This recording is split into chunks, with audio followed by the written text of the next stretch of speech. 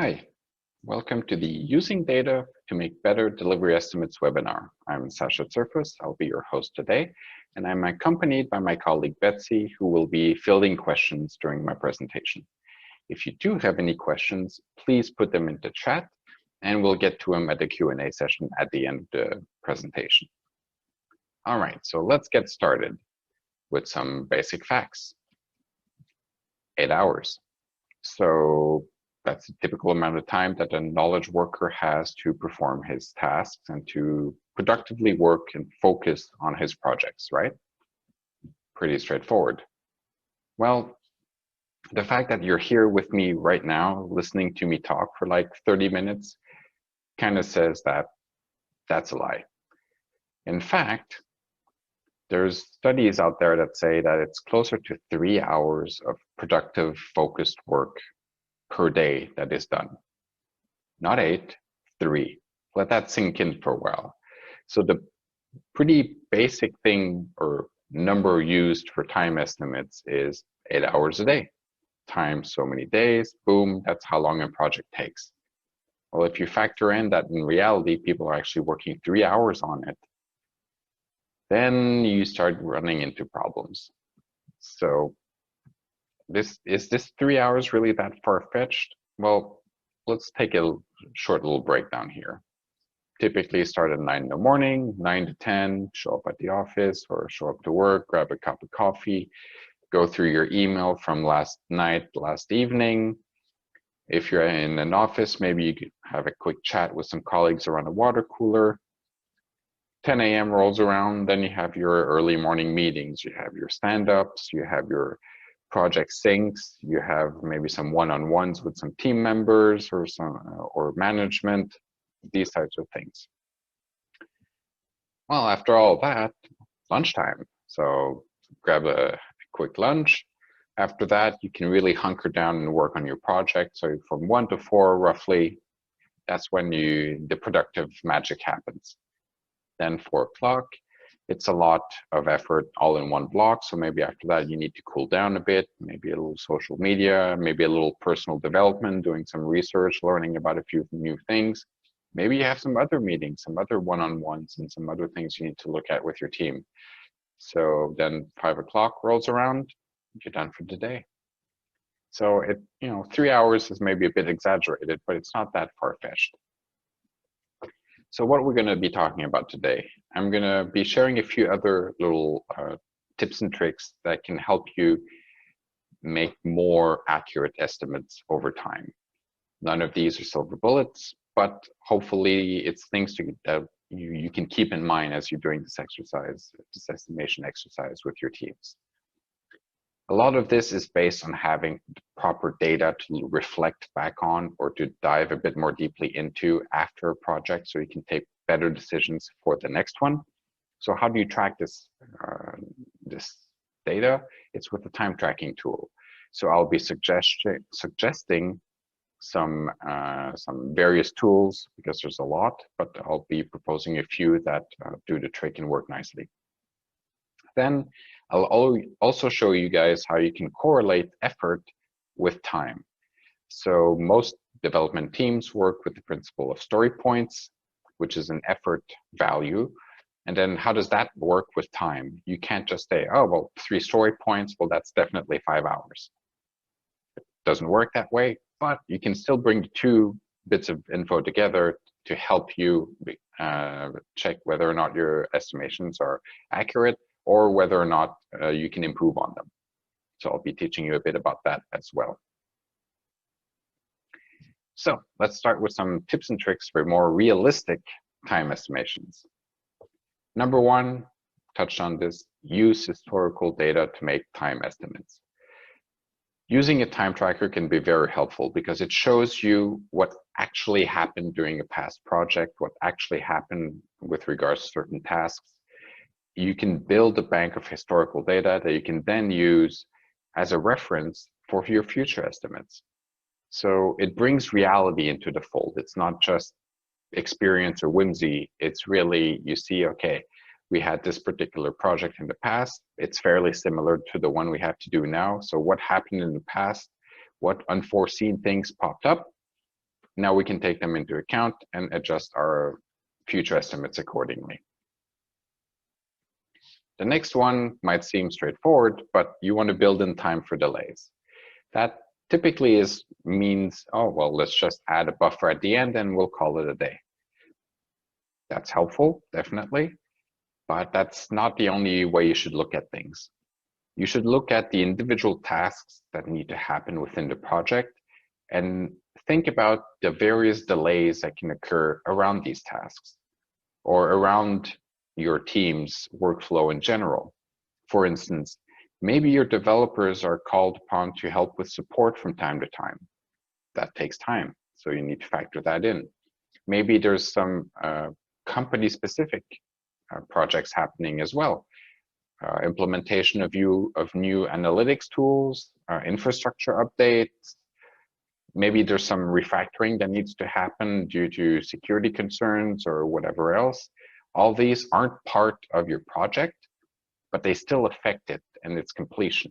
So all of these things need to be taken into account. You can't just look at the project as one siloed item. You really need to look at the bigger picture around them. Next, have somebody else estimate for you. Because it turns out when it comes to estimating stuff for ourselves, we tend to be overly optimistic at our capabilities. Self-confidence is nice, but it can bite you if you're not careful.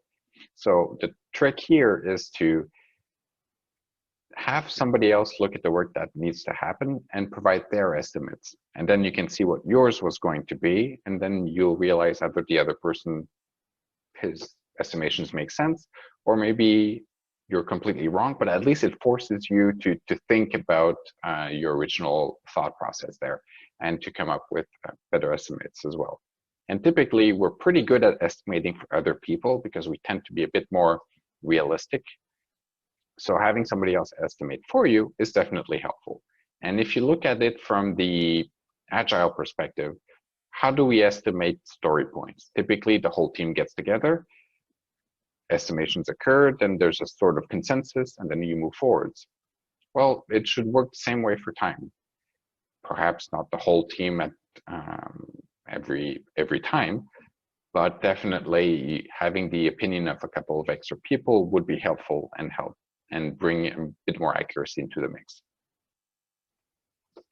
Another cool trick is using the 3-point estimate principle. Basically, you have your best case scenario, you have your worst case scenario, and then you have your most likely scenario, which is somewhere in the middle. The key here is by forcing yourself to go through these 3 different exercises, you think about your project in a more holistic view, and you think about all of the, or at least more of the things that can happen during said project. So this brings a dose of reality to your estimations, and therefore it provides you with a range that you can then play with regard to your final estimation work. So obviously, in the best case scenarios, all the requirements are clear, all the prerequisites are done, stakeholders are all in agreement, nobody falls sick or goes on vacation, everything's perfect. In the least likely scenario, requirements are unclear, maybe there's scope creep in there, somebody falls sick for a couple of weeks, I don't know, things like that. Then this would make your estimate a lot longer than it would have been. So will everything be perfect in your project? Definitely not. Will everything be horrible? Hopefully not. So that will give you a bit of a middle ground where you can go ahead and provide your estimate with. So another little hack, if you will, is to make your estimates at the lowest point of your day. For example, you've just had a rough day where nothing was going right. You had this bug that you had to fix that would never work. You had this customer complaining the whole day about something that didn't come out the way he was expecting, stuck in meetings all day. You're really at a low point. Well, by doing this, you're kind of tricking yourself into estimating more pessimistically, which therefore tends to be a bit more accurate than the overly optimistic estimations that you typically give. So it's a little trick. Hopefully you don't get too many low points during your day, but it's something you should keep in mind should that ever happen. So let's talk about capturing some of the data that you need. That's where the time tracking apps come into play. The key here is that you want to pick a tool because there's so many of them, and they're a lot of very similar, but a lot have a lot of nuances that you want to look into. What you're looking for is something that fits with the team you're currently working with. You want something that follows their workflows, something that is easy to use, that doesn't add too much overhead or no overhead at all, ideally, to your team, because the easier it is, the more streamlined it is, the more data you get into it, and the more accurate the data is. Because if you get garbage data, garbage in, garbage out, you won't be able to use that efficiently, or it's not going to help for your estimation work. But if you get accurate data, that's where all the nuggets and all the insights come out. And that becomes a very powerful tool for you in the future. So what do we have? Well, the free option. Free is free, so it's hard to complain. So TopTracker is a really neat tool. It provides a lot of capabilities out of the box. It's completely free. It's decently full-featured, but it's a bit more built for individuals and not so much teams. So aggregating the information together to be able to get an overall view might be a bit more complex. Perhaps this has evolved over time since last time I used this, but it's something you want to factor in as you're looking at various tools. The best tool for freelancers and solo hackers. Toggl would be my recommendation here. It's simple, it's lightweight, it's a good universal tool to capture time. It provides a lot of capabilities for project management as well. There's a lot of great reporting tools in here, which you'll need to be able to extract insights and use those in the future. So it's definitely a worthwhile tool to use inside of your team. It's not tied to any platforms, so it's pretty standalone-ish. For the chronically distracted, you might want to try TimeCamp. It's maybe not the best tool with regards to project management. However, for self-improvement, it's definitely helpful. This particular tool works a bit differently than the others.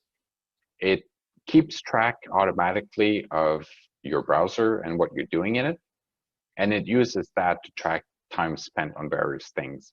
So it's not as good as for tracking individual tasks or programming tasks, but it is pretty good at highlighting where your time is spent during the day.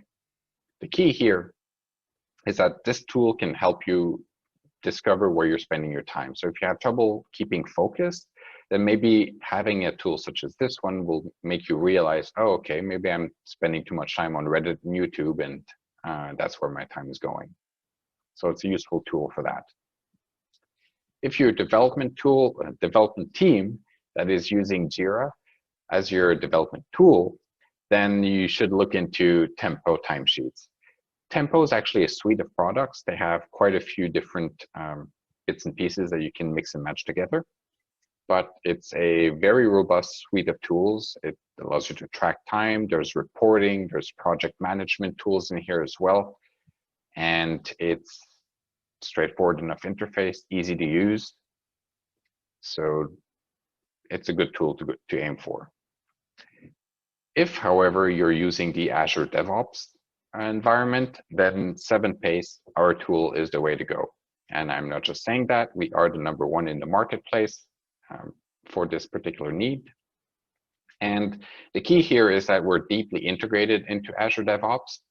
And so much so, in fact, that most of our customers think that they don't even realize that we're an extension. They think it just comes built into Azure DevOps, which is kind of nice.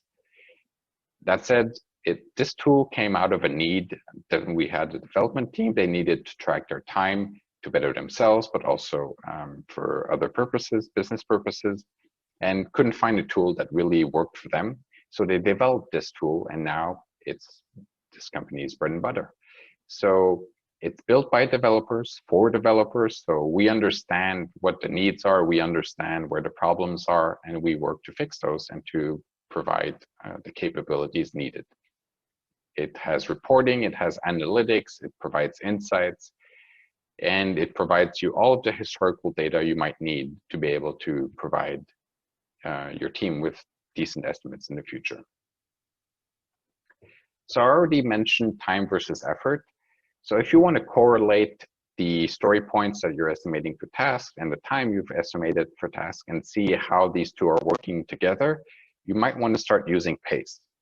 So it's a very simple calculation, track time over effort or story points. And what that does is that it gives you a number.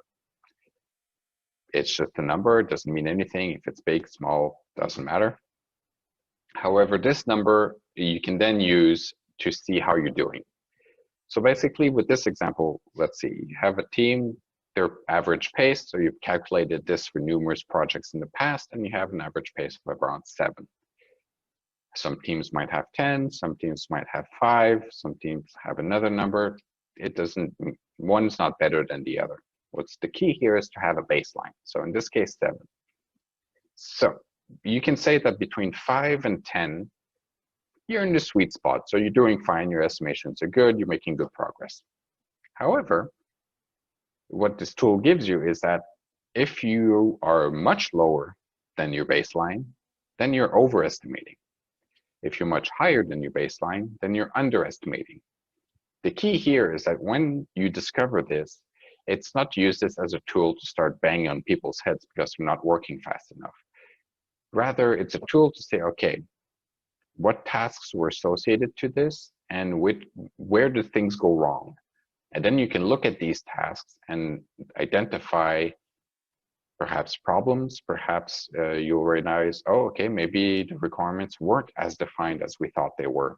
And that's where the issue was. So maybe now you know which questions to ask next time to make sure that doesn't happen again. Or conversely, if you overestimate, then you can see, okay, this was much easier than we thought. Why was this? Maybe the technology stack was easier to use than you'd anticipated. It was new and you just assumed the learning curve was too high. Good to know. So next time around when you encounter this, you can adjust and make use of this information.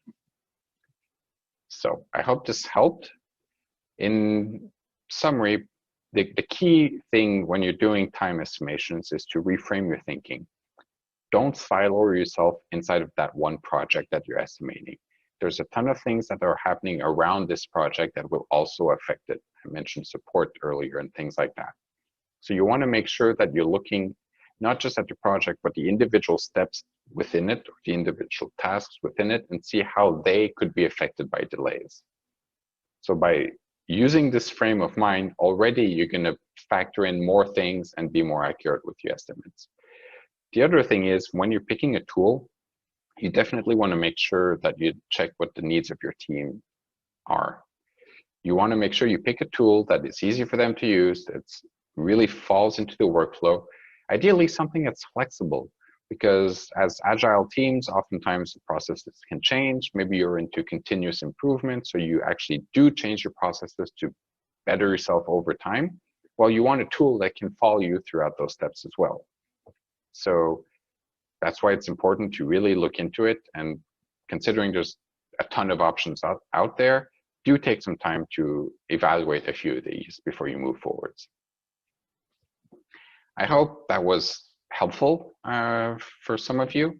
Sure, there's a few obvious ones in there, but still, it's good to be reminded of these as well. And yeah, I hope that didn't take too much time. So we'll be jumping into questions now. If you already put them in there, we'll start with those. If you have some that you're thinking about now, please add them into chat and we'll get to those as soon as possible. So let's start with the questions then.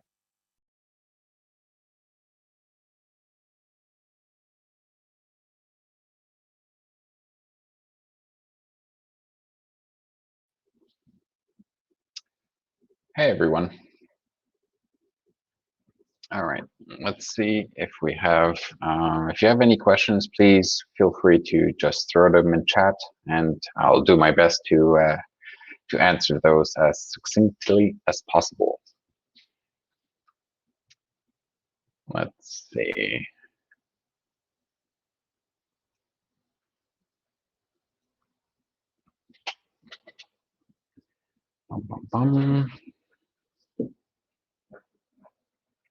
Let's give it a minute.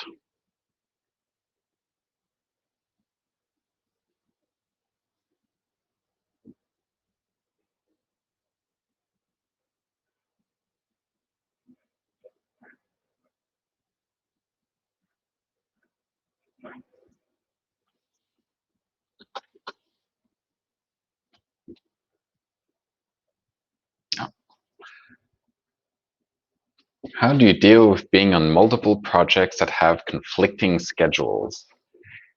That is a very interesting challenge. Personally, how I feel, not happy. I'm sure it's the same for you as well. But the key here is to notice and to highlight these things. Sometimes you don't have a choice. You have a lot of things on your plate that need to move forwards. But the key here is, like you mentioned, when you're doing time estimations for one project, don't only focus and silo on that one project. You need to look at everything that's happening around it. And in this particular case, when it's time to provide estimates for an upcoming project that you know will be conflicting with an existing one, you need to factor that in. So something that you would typically do in, I don't know, 2 weeks, knowing that you already have something ongoing during the same period of time, you definitely want to factor that in and provide a longer time estimate.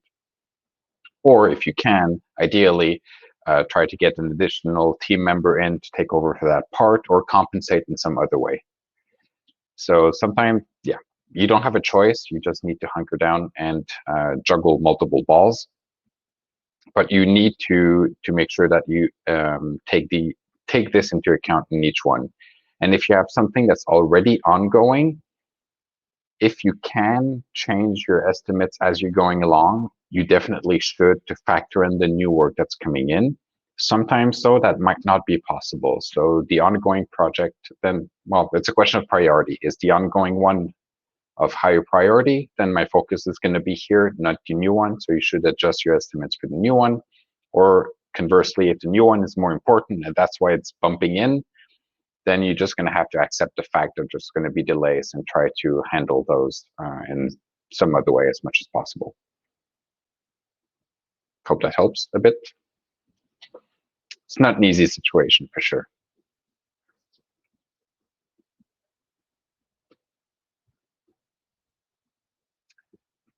Let's see, what else can we find here? Yeah. In the past, I've been also asked what I mean by reframing your thought process when doing estimations. Again, let me just repeat it because that's the most important part, is we tend to have a view that's very project per project per project.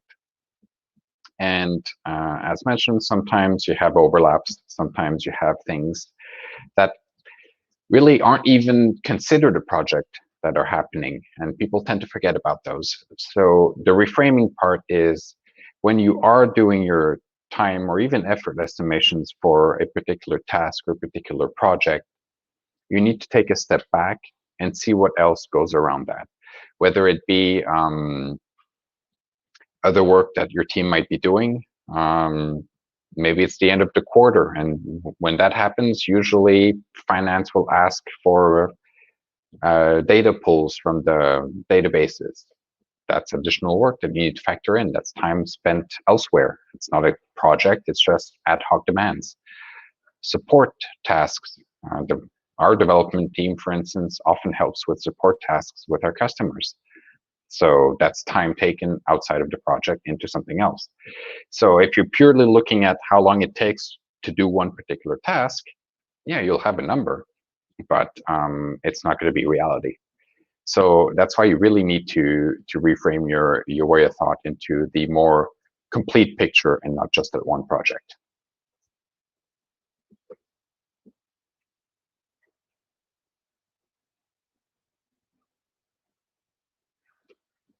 Oh, we have an interesting one here. So, all right. Betsy here is asking, when you're making deliver estimations, who do you talk to? do you always get a second eyes on them?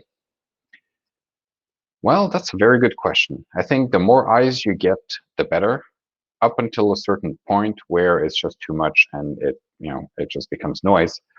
But essentially, you're trying to get the opinion of as many people, ideally competent people, as possible. So what I mean here is that asking the janitor about software development estimates is probably not the best of ideas, but asking somebody who's in project management, for instance, might not have any ideas regarding how much time it takes for a given task, a dev task, but he can bring in some additional information that goes around the project management task, which could impact you as well, or knows of additional work that's coming in. So definitely you want to talk with that.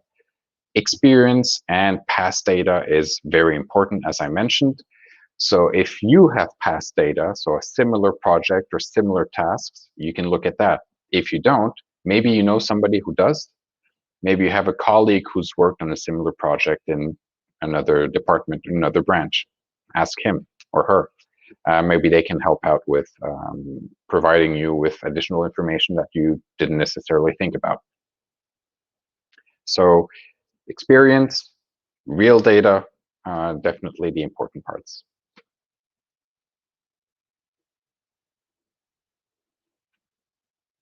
All right. Anybody else need some additional information on one of the talking points? Or just additional comments they'd like to share? Speak now or forever hold your peace.